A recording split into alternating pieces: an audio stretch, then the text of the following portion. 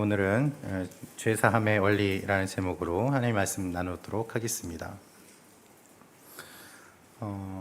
여러분, 예수님은 주기도문을 통해서 우리에게 기도를 알려주십니다. 우리는 우리가 원하는 것을 기도합니다. 우리는 우리가 필요하다고 생각하는 것을 기도합니다. 그러나 주님은 주기도문을 통해서 우리가 원하는 것이 아니라 이렇게 기도해라 라고 우리에게 필요한 것들을 주님이 말씀해 주세요. 내가 필요하다고 생각하는 것과 주님께서 말씀하시는 우리에게 필요한 것은 차이가 있음을 알 수 있습니다. 여러분, 우리에게는 무엇이 필요합니까? 우리에게는 하나님이 필요합니다. 그래서 하나님의 이름을 위하여, 하나님의 영광을 위하여, 하나님의 나라를 위하여, 하나님의 뜻이 이루어질 것을 위하여 기도하라, 주님이 이렇게 말씀해 주셨습니다. 여러분, 우리에게는 무엇이 필요합니까? 우리에게는 먹을 것이 필요합니다. 그래서 주님은 먹을 것을 위해 기도하라 라고 기도를 알려주셨습니다. 먹을 것을 위한 기도 그 이후에 주님께서 말씀하신 것이 무엇인가 하면 바로 오늘 우리가 읽은 본문 중에 우리의 죄 용서에 관한 기도를 하라고 주님이 말씀하고 계십니다. 주님, 우리의 죄를 용서해 주십시오.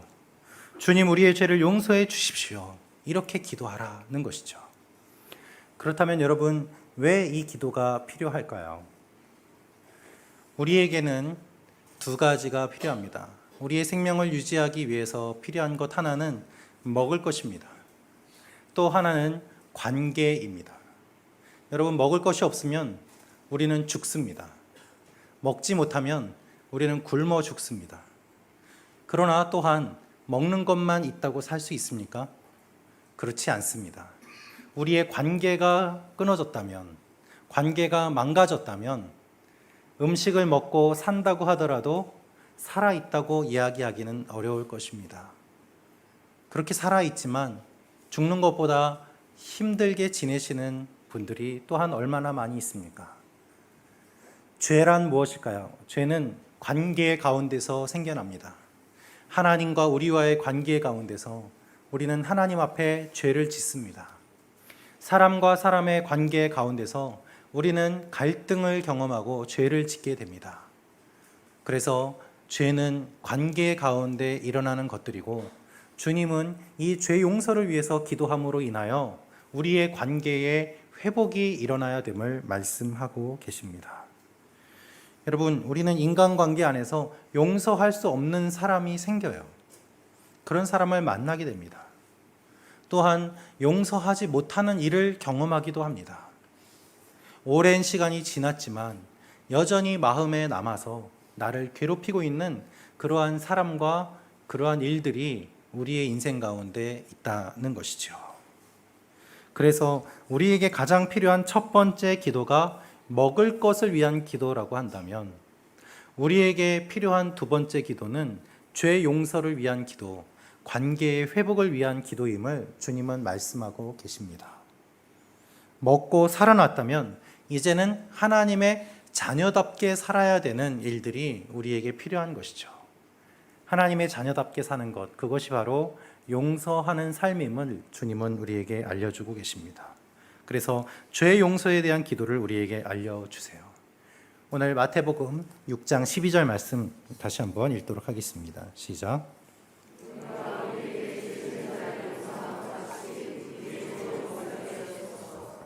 우리가 우리에게 죄 지은 자를 용서한 것 같이 우리 죄도 용서해 주소서. 이 본문을 원어에 따라 직역을 해보면 다음과 같은 뜻입니다. 그리고 하나님이 용서해 주십시오.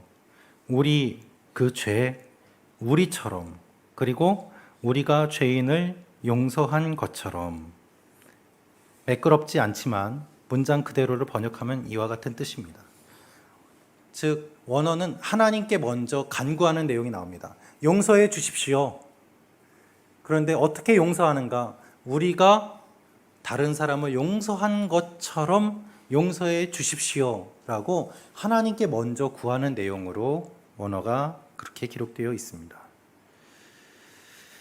하나님 용서해 주십시오. 우리의 죄를 우리가 죄인을 용서한 것처럼. 그래서 오늘 기도를 보면 우리가 주의 깊게 봐야 될 것이 바로 죄라는 말입니다. 그리고 이 말씀이 과연 무엇을 의미하는가를 볼 수가 있을 것이죠. 먼저 본문에 기록되어 있는 죄를 보면 2번 나옵니다. 그죠? 우리의 죄 지은 자를 용서한 것 같이 우리 죄도 용서해 주소서. 죄가 2번 나와요. 하나는 죄 지은 사람, 하나는 죄. 죄 지은 사람이니까 죄인이 되겠죠. 그런데 이 본문에서 말하는 죄가 매우 독특한 의미를 가지고 있습니다. 일반적으로 신약 성경에서 죄라는 말은 하마르티아라는 말을 쓰고 있습니다. 이 말의 의미는 관역에서 벗어난다라는 뜻이에요. 하나님이 정하신 기준이 있습니다. 하나님이 정하신 룰이 있습니다. 그런데 하나님이 원하시는 그 뜻과 그 기준에서 벗어나는 것, 그것을 죄, 하마르티아라고 성경에 기록되어 있습니다. 신약 성경의 대부분은 그러한 단어로 기록하고 있어요. 그런데 본문에서 주님은 그런 말씀을 하지 않고 매우 독특한 표현을 쓰십니다. 그것이 무엇인가 하면 오페이레마라는 말인데, 이 말은 돈을 빌린다라는 의미가 있어요. 빚진다, 돈을 빌린다라는 의미입니다. 성경에서 딱 2번 나오는 말입니다. 오늘 읽은 마태복음 6장 12절과 로마서 4장 4절에 2번만 나오는 독특한 단어예요. 그런데 로마서 4장 4절에서 바울은 이 내용을 급료, 즉 월급으로 설명하고 있습니다. 종이 열심히 일을 했습니다. 그러면 주인이 월급을 줍니다. 종이 열심히 일한 것을 주인이 받았기 때문에 주인이 월급을 주지 않으면 주인이 빚을 지고 있는 거예요.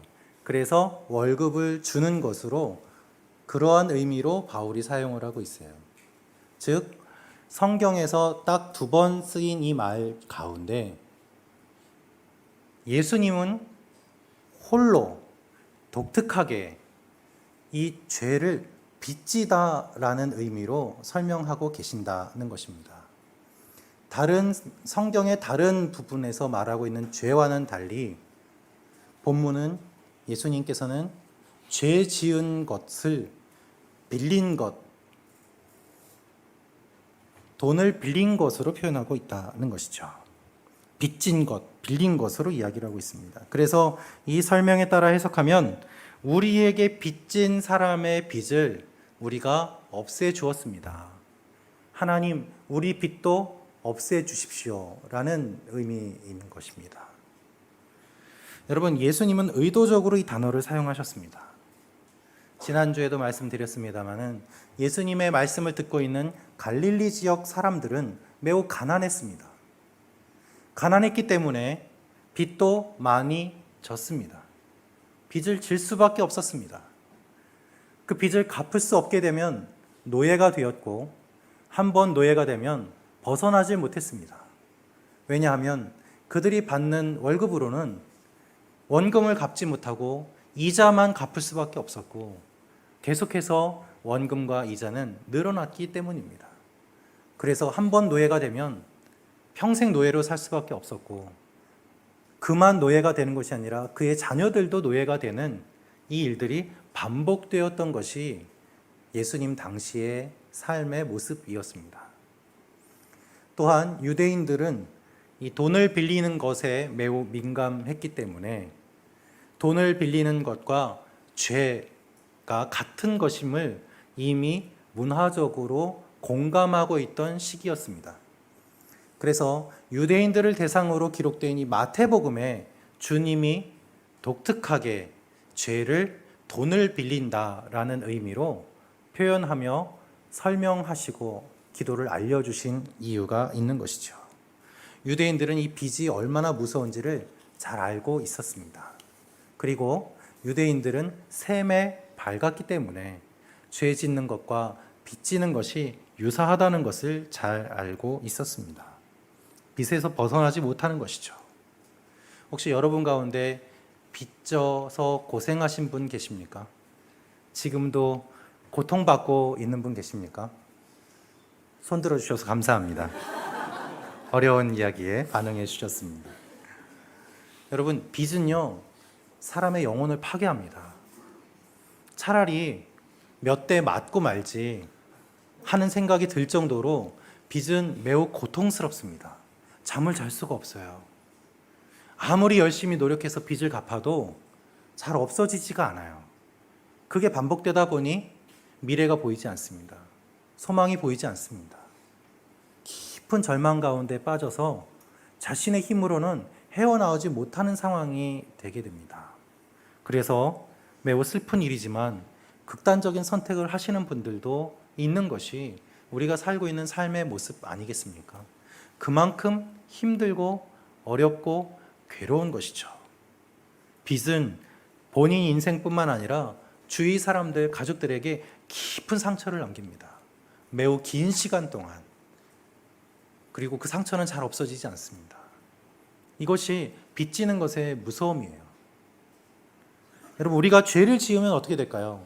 우리가 죄를 지으면 죄의 노예가 됩니다. 죄를 지으면 죄값을 치러야 돼요. 성경에서 말하는 죄의 값은 무엇인가 하면 죄의 삭은 사망입니다. 죽을 수밖에 없습니다. 그런데 내가 죽지를 못하고 살아 있어요. 갚지를 못하는 거예요. 내가 죽어도 그것은 죄의 값을 치를 뿐이지 영원한 생명과 구원을 얻지 못하는 것입니다. 우리의 죽음은 우리의 죄의 대가일 뿐입니다. 그래서 죄를 지었기 때문에 이 문제를 해결하지 못하고 계속해서 악순환이 반복됩니다. 죄 지은 사람은요, 감옥에 가지 않아도 불안해요. 언제 들킬까? 경찰이 잡지 않을까? 나를 알아보지 않을까? 조마조마합니다. 잠을 잘 수 없습니다. 두렵습니다. 주님은 이것을 말씀하고 계세요. 그래서 우리는 하나님께 죄를 짓고 또한 서로에게 죄를 지어요. 이 죄 문제를 해결하지 못해요.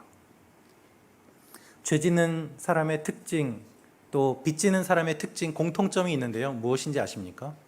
빚지는 분들을 보면은 한 곳에서 빚지지 않습니다. 여러 곳에서 돈을 빌려요. 그래서 나중에는 내가 어디에서 얼만큼의 돈을 빌렸는지도 잘 모르게 돼요. 걷잡을 수 없이 그 양이 많아지게 되고 갚을 수 없게 됩니다. 여러분, 우리가 죄 지을 때 한 사람에게만 죄 짓지 않습니다. 우리는 여러 사람에게 죄를 짓습니다. 내가 죄를 지었다는 것은 하나님 앞에 죄를 지은 것이고, 또한 어떤 한 사람을 괴롭게 하는 것이고, 나 자신을 괴롭게 하는 것입니다. 여러 관계가 복합적으로 얽혀 있어서 혼자서 죄를 짓는다, 그 문제가 개인의 문제다라고 절대 말할 수 없게 됩니다. 빚지는 것과 죄 지는 것이 비슷한 부분이 너무나도 많습니다. 하나님과의 갈등, 사람들과의 갈등이 너무 많아요. 여러분, 관계에 문제가 있으신 분들 보면은 어떤 한 사람하고만 문제가 있지 않습니다. 다들 그분을 보면 힘들어 하세요. 근데 본인은 괜찮대요. 자기만 몰라요. 어떤 한 사람하고만 어려운 것이 아니라 다 어렵다면 스스로를 돌아봐야 되지 않겠습니까? 우리가 죄 짓는 모습이 바로 그와 같습니다. 나만 몰라요. 다 힘들어해요. 그것이 죄인으로서 살아가는 우리의 모습이에요. 여러 곳에서 빚을 지는 것처럼 우리는 이 문제를 해결하지 못하고 계속해서 문제를 쌓아갑니다. 그래서 내가 나 자신을 비난해요. 내가 나를 용서하지 못해요. 내가 다른 사람을 용서하지 못해요. 내가 죄를 지었어도 그 사람을 찾아가서 미안하다고 얘기하지 않습니다. 미안하다고 한마디만 하면 해결된 문제인데 그 말을 절대 하지 않습니다. 그래서 문제가 더 심해지고 복잡해지는 일들이 얼마나 많이 있습니까? 해결이 안 되는 거예요. 그 결과 하나님과의 갈등도 해결되지 않습니다. 여러분, 어떻게 해야지 이 문제를 해결할 수 있습니까? 어떻게 해야 이 빚을 해결할 수 있습니까? 주님은 이 내용을 우리에게 말씀하고 계세요. 어떻게 해야 되는가? 죄 용서를 해야 된다. 그런데 사람들 사이의 죄 문제를 해결하고 하나님 사이의 문제를 해결할 때 과정이 있다. 과정을 알려주세요. 이 과정이 매우 충격적입니다. 본문 다시 읽겠습니다. 마태복음 6장 12절 말씀입니다. 시작.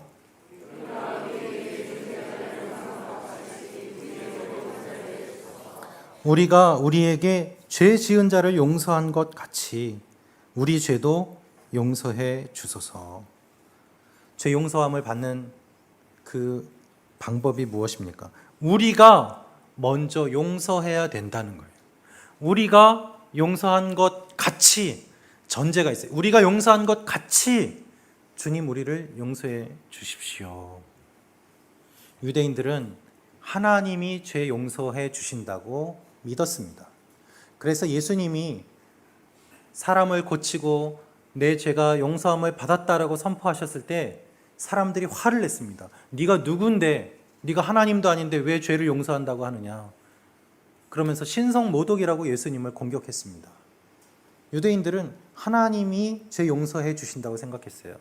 그래서 자신들이 죄를 지었으면 동물을 끌고 와서 하나님께 제사를 드리면 용서함을 받는다, 그렇게 생각했습니다. 여러분, 우리도 그렇지 않습니까? 교회 다니면서 신앙생활하면서 내가 죄 지었으면 하나님 앞에 회개하면 용서받는다라고 이야기를 들어왔습니다. 그래서 눈물을 흘리며 기도합니다. 그리고 하나님 앞에 나는 회개했다라고 말하고 그 문제는 해결됐다라고 말을 하죠. 주님은 우리의 생각과 다른 말씀을 하세요. 우리가 용서받기 위해서는 먼저 용서해야 된다라고 말씀하세요.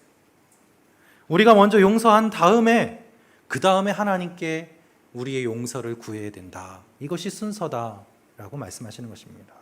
우리의 생각과 정 다른 반대의 이야기를 지금 하고 계십니다. 예수님이 이 원리를 좀 알기 쉽게 예를 들어서 설명해 주셨습니다. 마태복음 18장 말씀을 보면 마태복음 18장 21절에서 35절에 용서하지 못하는 한 종의 이야기가 나옵니다. 어떤 한 종이 주인에게 돈을 빌렸습니다. 이 주인은 한 나라의 왕이기도 합니다. 이 주인에게 돈을 빌렸는데 이 종이 얼마만큼의 돈을 빌렸을까요? 1만 달란트의 빚을 졌어요. 1만 달란트. 우리나라 원으로 하면 6조 원입니다. 6조 원. 1만 달란트를 빌렸습니다. 6조 원을. 그 돈으로 뭐 했을까요? 한 사람이 그만큼의 돈을 어디에 썼을지는 모르겠지만 빌려준 주인도 대단하죠. 6조 원의 돈을 빌려줬습니다. 그런데 이 사람이 갚을 수 없는 거예요. 그래서 그 주인에게 찾아가서 용서를 구합니다. 난 못 갚겠습니다. 그때에 이 왕이, 주인이 이 사람을 보고 불쌍한 마음이 들어서 그 빚 안 갚아도 된다. 그러면서 빚을 면제를 해줍니다. 6조 원을 안 갚아도 돼요. 할렐루야. 예. 이 사람이 그 이야기를 듣고 자신의 집으로 돌아가는 중에 길에서 한 사람을 만나요. 누굴 만나는가? 자기가 돈을 빌려줬던 사람을 만납니다. 근데 이 사람이 얼마를 빌려줬는가 하면은 성경을 보면 100데나리온 빚을 졌다라고 되어 있습니다. 우리나라 원으로 하면 1200만 원입니다. 그 돈도 큰 돈이죠. 그런데 이 사람이 뭐라고 얘기하는가 하면 돈 갚아라. 근데 상대방이 내가 지금 돈이 없으니까 못 갚겠습니다. 좀 봐주십시오 할 때 안 된다. 너는 돈 갚을 때까지 감옥에 들어가야 된다 해서 감옥에 집어넣습니다. 그 이야기를 왕이 듣고 자기가 용서했던 그 사람을 불러요. 그래서 내가 이야기를 들었는데 내가 너를 불쌍히 생각해서 용서해 줬는데 너는 네가 돈 빌려준 사람을 불쌍히 여기지 않는구나. 그러면서 너도 돈 갚을 때까지 감옥에 가라 해서 감옥에 집어넣습니다. 그것이 주님이 예를 들어주신 내용이에요. 그 종은 다른 사람을 용서하지 않았습니다. 그러니까 주인도 그를 용서하지 않았어요. 처음에는 용서했지만 그가 다른 사람을 용서하지 않는 것을 보고 주인은 그에게 주었던 용서를 다시 빼앗습니다. 이것이 하나님의 용서의 원리라고 말씀하고 계세요. 여러분, 예수님의 말씀은 분명합니다. 너희가 이미 구원받았다. 하나님이 너희를 이미 용서하셨다. 그런데 그것을 받아들이기 위해서는 너희가 먼저 서로를 용서해야 된다는 것입니다. 용서받은 사람으로 서로를 불쌍히 여기고 용서할 때에 하나님의 용서가 계속해서 흘러가게 된다는 말씀을 하고 계세요. 하나님의 용서와 구원이 막혀 있습니다. 여기까지 왔는데 막혀 있어요. 이걸 어떻게 해야 됩니까? 막혀 있는 것을 치워야지 흘러갑니다. 여러분, 비가 올 때를 생각해 보십시오. 비가 내리고 있습니다. 그런데 하수구에 쓰레기들이 막 쌓여 있어서 물이 안 내려가요. 어떻게 해야 될까요? 쓰레기 치우면 바로 내려가는 것처럼 하나님의 은혜가 여기까지 왔는데 막혀 있어요. 왜 막혀 있을까요? 내가 용서하지 않기 때문이에요. 분노와 미움과 원망이 이것을 막고 있습니다. 그래서 흘러가질 않아요. 우리에게까지 이르지를 못해요. 본문을 자세히 보면은 본문의 의미는 이와 같은 것입니다. 우리가 누군가를 용서했을 때 바로 그 순간, 우리가 용서한 바로 그 순간 하나님의 용서가 우리에게 임한다는 의미예요. 하나님은 용서하려고 기다리고 계시고 그리고 그것을 부어주고 계시는데 막고 있던 이것을 치우는 그 순간, 다른 사람을 용서해서 이것을 치우는 그 순간에 하나님의 용서가 우리에게도 임하는 것임을 주님은 말씀하고 계십니다. 우리는 오해합니다. 내가 하나님 앞에 회개했습니다. 하나님, 내가 회개합니다. 용서해 주십시오. 그러나 예수님은 오늘 말씀하세요. 진정한 회개는 죄 지은 사람을 찾아가서 그에게 용서를 구하는 것이고 그의 용서를 받음으로 인해서 흘러간다. 또한 너희도 그와 같은 사람을 용서함으로 인해서 하나님의 용서를 경험할 수 있다는 말씀이에요. 여러분, 사람들이 기독교를 욕하는 이유 중에 하나가 무엇인지 아십니까? 우리가 주님의 말씀을 잘못 알고 있기 때문입니다. 우리는 이렇게 말합니다. 나는 하나님께 회개했습니다. 나는 용서받았습니다. 내 죄문제는 해결되었습니다. 할렐루야. 그런데 사람들은 이렇게 말합니다. 나한테 와서 미안하다고도 얘기하지도 않고 내가 당신을 용서하지 않았는데 어떻게 하나님이 당신을 용서한다고 이야기를 하느냐. 그런 종교가 말이 되는가. 그런 의미로 비난해요. 여러분, 하나님 앞에서 해결됐다고 하지 마세요. 사람들하고 먼저 해결해야 돼요. 그래야 하나님의 은혜와 용서를 경험할 수 있습니다. 이것이 주님이 말씀하시는 내용이에요. 예수님은 용서의 순서를 다시 알려주세요. 우리가 먼저 찾아가서 용서를 빌어야 됨을 말씀하십니다. 누군가가 우리를 찾아와서 용서를 구할 때 우리가 복수하고 몇 배로 갚아주는 것이 아니라 우리도 그를 용서해야 됨을 주님은 말씀하고 계세요. 그럴 때야 이 묶인 것이 풀리게 돼요. 죄의 값을 지불하게 되고 문제를 해결하게 돼요. 여러분, 기억하십시오. 여러분이 누구에게 잘못했다면 찾아가서 미안하다고 하십시오. 한마디 어렵습니까? 어렵죠. 어려워요. 그래서 안 해요. 남편은 아내한테, 아내는 남편한테 그렇게 하루 이틀 안 하다가 골이 깊어지게 되고 돌아올 수 없는 관계의 깨어짐까지 경험하게 되지 않습니까? 말 한마디면 됐는데 안 해요. 여러분, 여러분이 용서를 구하십시오. 그리고 여러분에게 누군가가 용서를 원한다면 여러분이 용서해 주십시오. 우리가 용서한다는 것은 다음과 같은 의미를 가지고 있습니다. 이것은 믿음을 의미하는데 첫째로 내가 용서받았다는 믿음이 있어야 용서할 수 있어요. 내가 주님께 용서받았다라는 이 믿음이 있어야 나도 다른 사람을 용서할 수 있다는 것입니다. 두 번째로는 나에게 용서할 힘이 주어졌다는 믿음이 있어야지 용서할 수 있습니다. 여러분, 내 힘으로는 용서가 안 됩니다. 그래서 하나님의 힘이 필요합니다. 그 힘으로 용서할 수 있어요.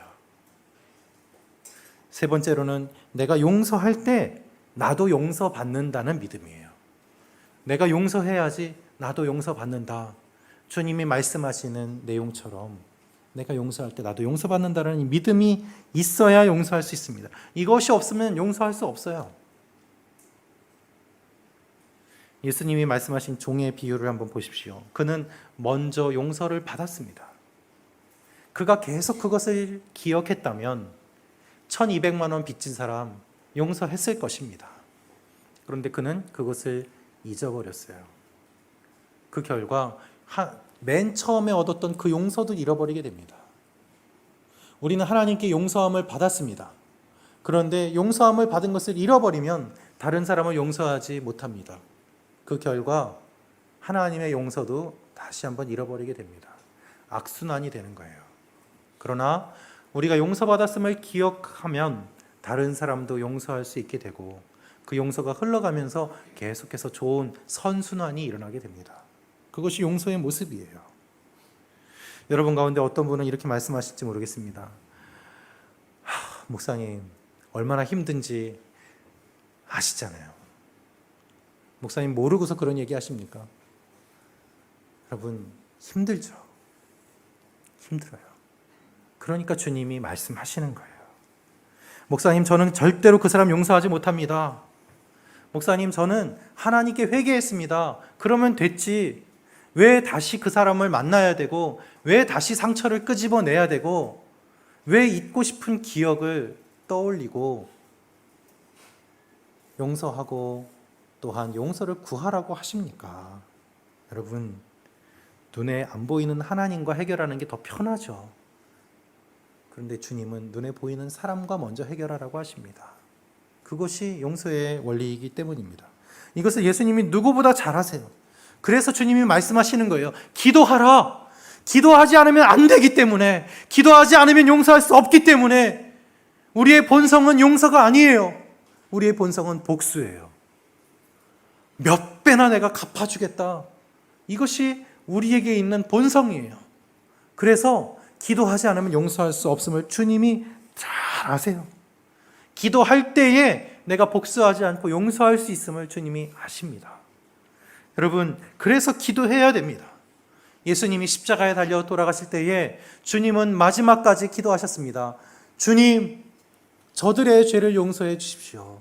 저들은 자기들이 하는 것을 알지 못합니다. 예수님이 이렇게 기도하실 수 있었던 이유는 무엇입니까? 십자가를 지시기 전에 땀이 피가 되도록 밤새 기도하셨기 때문이에요. 우리에게 용서하라고 알려주신 주님이 먼저 기도의 본을 보이시고 그리고 끝까지 용서하심으로 말미암아 우리가 어떻게 살아야 됨을 다 알려주신 것입니다. 예수님은 주기도문을 알려주신 다음에 다시 반복하십니다. 주기도문이 6장 13절에 끝나요. 그런데 끝나자마자 주님이 다시 말씀을 첨부하고 반복해서 이 이야기를 하고 계십니다. 6장 14절부터 15절 말씀 같이 읽겠습니다. 시작.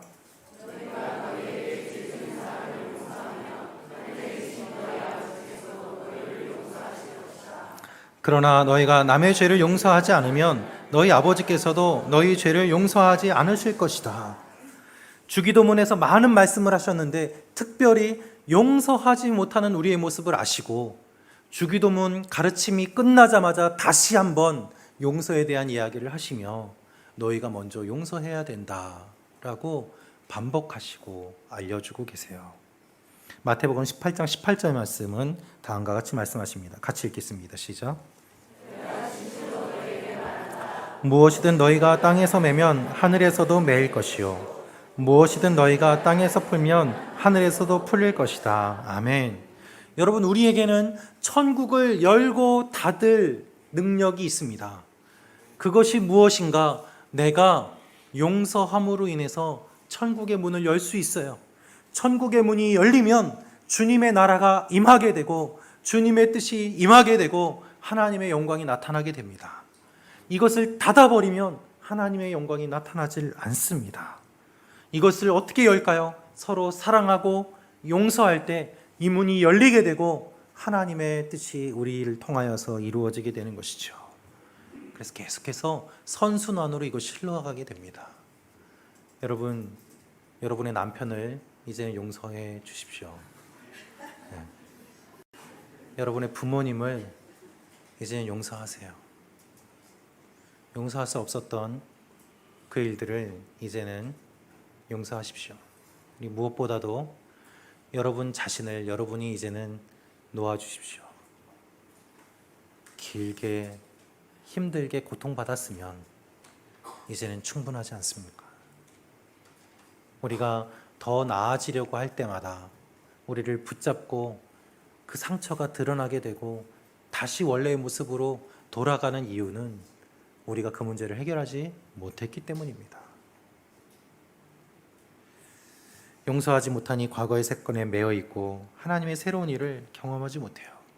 교회는 다니지만 우리의 마음이 딱딱한 이유는 사람들과의 관계가 아직 풀리지 않았기 때문입니다. 그래서 항상 날카롭고 누군가에게 공격적이고 내가 나 스스로를 받아들이지 못하는 일들이 일어나기 때문에 하나님의 은혜가 쏟아져 흘러와도 금방 사라지게 되는 것들을 경험하게 됩니다. 여러분 오해하지 마십시오. 우리가 용서하지 않으면 하나님이 용서하시지 않는다, 우리에게 결정권이 있다, 그런 의미가 아니에요. 주님의 말씀은 우리가 하나님의 사람으로 살아가기 위한 삶의 모습을 알려주시는 것입니다. 용서함으로 인해서 이것이 계속해서 흘러가도록 우리가 먼저 용서받은 존재임을 알고 다른 사람을 용서할 때에 그때의 하나님을 더 깊이 경험할 수 있게 됨을 주님은 말씀하고 계시는 것입니다. 그럴 때에 사람들과의 관계가 회복이 되고 하나님과의 관계가 회복이 되면서 정말 음식을 먹음으로 육체적으로 사는 것만이 아니라 하나님 앞에서 영적으로 정서적으로 살아나는 일들이 일어나게 되는 것입니다. 홀로 외롭게 생존하는 것이 아니라 함께 세워져 가는 그런 일들을 경험하라고 주님이 이 말씀을 하고 계시는 것입니다. 한 2주, 3주 전의 일인 것 같은데요. 제가 얼마 전에 한 편지를 받았습니다. 저희 교회 주소로 제 이름의 편지가 한 통이 왔습니다. 제가 그 편지를 열어보았는데요. 그 내용이 다음과 같은 것이었습니다. 목사님, 서현 목사님, 너무나 죄송해서 아무런 말씀도 드릴 수가 없습니다. 전화조차 드릴 수 없습니다. 늦었지만 용서해 주십시오. 이것이 편지 내용의 전부였습니다. 이름은 적혀 있었지만 저는 그분의 이름을 보아도 잘 얼굴과 이름이 떠오르지 않았습니다. 아마 이전에, 아주 오래전에 제가 다 잊어버린 그 사건이라고 한다면 매우 오랜 시간이 흘렀을 것인데 이름도 기억하지 못할 정도의 시간이 흐른 그 가운데 그분이 제가 동경에 새롭게 온 것을 어떻게 아시고 저한테 그 내용의 편지를 보내주셨고 무슨 내용인지도 설명이 없었어요. 연락처가 있어서 제가 연락을 해봤지만 전화를 받지 않으셨습니다. 무슨 일일까? 제가 생각해도 잘 기억이 나지 않아요. 저는 나쁜 일이 있으면 잘 잊어버립니다. 무슨 일이 있었는지 금방 까먹어요. 그 편지를 읽고 제가 한참을 묵상했습니다. 이 편지를 보낼 때까지 그분의 마음이 어떠셨을까? 그 긴 시간 동안 마음이 무겁고 힘드셨겠구나라는 생각이 들었어요. 그리고 이 편지를 쓰신 다음에 그분의 마음은 어땠을까? 그것을 생각하게 되었습니다. 제게 무엇을 그렇게 잘못하셨는지 저는 기억이 전혀 나지 않지만 그분에게 있어서는 매우 무겁고 힘든 일이었음은 분명했기 때문에 아마 편지를 보내셨을 것 같습니다. 하나님은 저와 그분 관계를 기억하시고 그 일을 아름답게 해결해 주시는 모습을 보게 되었습니다. 저는 잊었지만 주님은 기억하시고 그 모든 문제들이 선하게 풀어지도록 하신 것이죠. 저는 복수하지 않았지만 하나님은 기억하시고 그 그 일을 아름답게 해결하시는 것을 다시 한번 보게 되었습니다. 여러분, 그분을 용서할 자격 또는 용서하지 않을 자격, 그 자격이 저에게 있을까요? 아니요, 없습니다. 저도 용서받은 죄인에 불과하기 때문입니다. 제가 용서받았으니 저도 그저 용서할 뿐이고, 제가 용서받았으니 저도 그분을 위해서 그저 기도할 뿐입니다. 그래서 그분께 연락이 되지 않아 주님께 기도를 드렸습니다. 주님, 이제는 그분을 자유롭게 해주십시오. 그분을 평안하게 해주십시오. 여러분, 우리가 사랑의 빚 외에는 서로에게 빚을 지지 않기를 바랍니다. 그리고 그렇게 빚을 졌다면, 조금 많은 빚을 졌다고 하더라도 그 빚을 탕감해 주세요. 왜요? 우리가 이미 하나님께 그 모든 죄와 빚을 탕감받고 용서받았기 때문입니다. 서로 잘못하면 미안하다고 하세요. 그리고 누군가 미안하다고 할 때에 그냥 용서해 주세요. 또 한두 번도 아니고 이번엔 용서해 주지만 다음엔 그러지 마라, 그런 게 아니에요. 그냥 한마디 미안하다고 하시고, 그 미안하다고 할 때까지 얼마나 힘들었을까 생각하시고 그냥 용서해 주시고, 그렇게 서로 사랑하며 사는 것이 주님이 우리에게 원하시는 것 아니겠습니까? 교회에 와서까지 날카롭고 민감하고 시기하고 목소리 높이고, 그것이 얼마나 슬픈 일입니까? 용서는 복수하고자 하는 우리의 본성을 거스르는 행위예요. 그래서 기도해야 됩니다. 계속해서 내가 기도하고 상대방을 위해서 기도할 때 복수하고자 하는 마음이 사라지게 되고, 그를 위해 기도할 때 그가 불쌍하게 보여요. 그리고 눈물이 나면서 하나님 앞에 내가 용서받은 존재임을 기억하게 되고, 내가 용서받은 것처럼 나도 그를 용서하게 되는 일들이 일어나는 것이죠. 오해하지 마십시오. 한순간에 간단하게 용서하라는 이야기가 아닙니다. 시간이 많이 걸리고 힘든 일이고 노력이 필요합니다. 그러나 그렇기 때문에 주님은 몇 번이나 말씀하시고, 그렇기 때문에 주님은 기도하라고 하시고, 그렇게 하나님 앞에 기도하며 우리의 마음을 돌아볼 때에 하나님은 우리가 서로 용서하는 그 일들을 통해서 하나님의 놀라운 용서의 역사를 우리에게 흘려보내 주시는 것입니다. 여러분, 용서해야 될 사람들을 용서하세요. 이제는 잊으시고 과거를 끊으시고 새롭게 하나님이 주시는 일들을 바라보며 나아가는 귀한 일들이 일어나시기를 주님의 이름으로 축원합니다.